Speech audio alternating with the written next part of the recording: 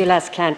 Minister, I want to ask about progress towards residential care accommodation for young adults with special needs in South Leitrim. And Minister, I know you've been hands-on. You attended a public meeting with all stakeholders and public reps about 21 months ago, but progress has been slow, especially when it comes to residential accommodation, and parents are very concerned. So I want to hear what the progress is, Minister, please. Thank you very much, Deputy. So the HSE has informed me that planning permission has been submitted to the Leitrim County Council for the development of a new residential respite service in South Leitrim.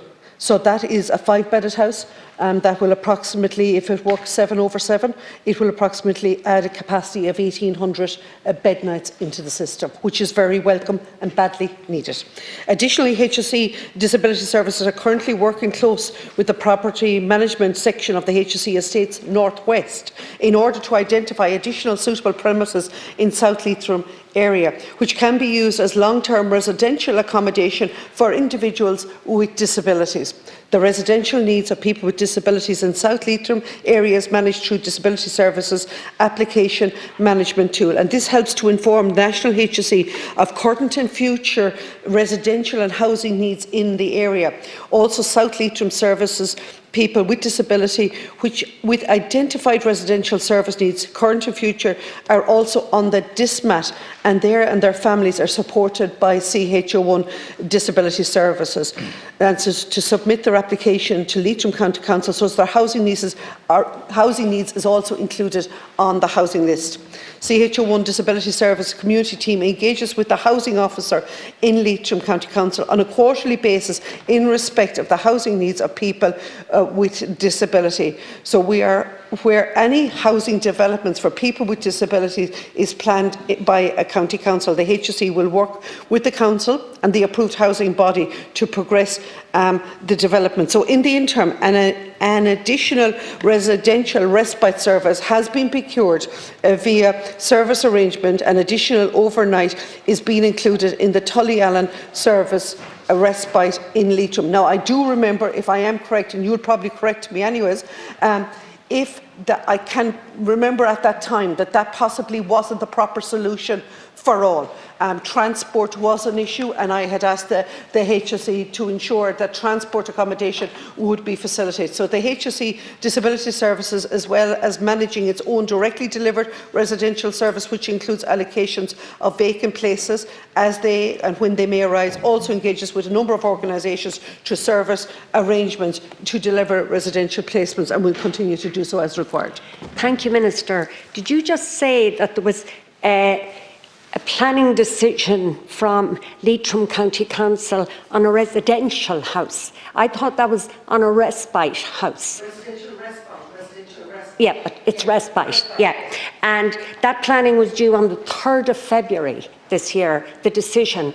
So parents are now contacting me. This, I think, is the last day of February, and they're asking, what's the hold-up? This is 21 months later, Minister, and people are really, really concerned. So the decision was due on the 3rd of February, and people are asking me to ask you, what is the hold-up?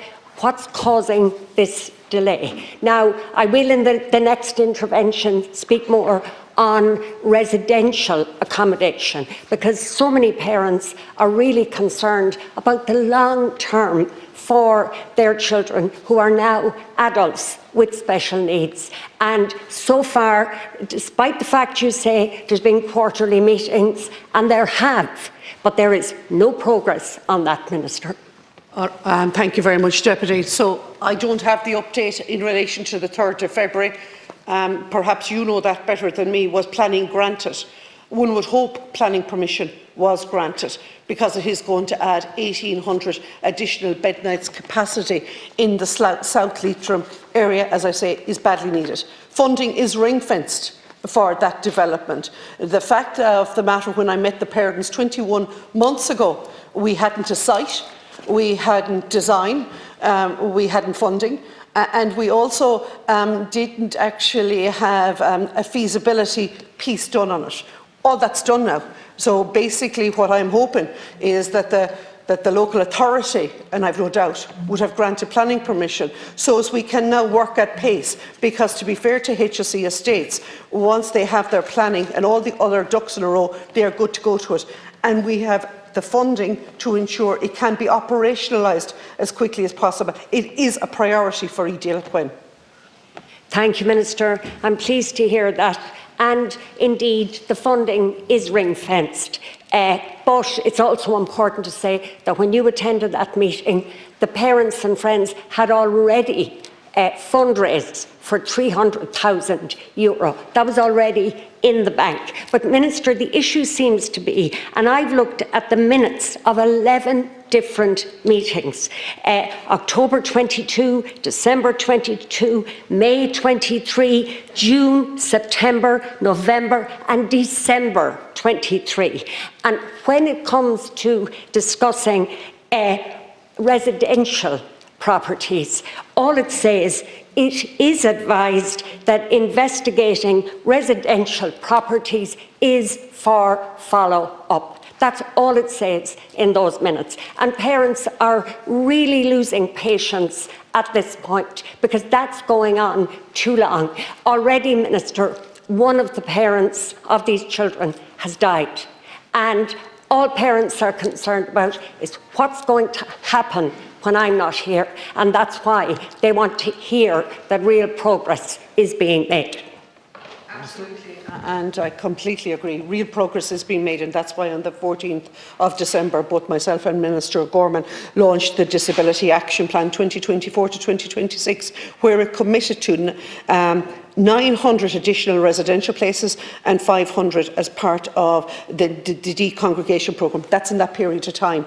The reason the local authority have a huge role to play on that, and we need to tease this out a little bit further, but maybe not for this format, but the local authority have a huge role to play. So it's when you're opening a new housing estate, or if there's a development of refurbishment taking place, there should always be a portion held there for respite and residential. And that's why it's so important that the families have all their loved ones on the housing waiting list, so as that the HSE themselves, their job should be to give the additional support that is required, whether it's to support it independent or actually support independent living piece.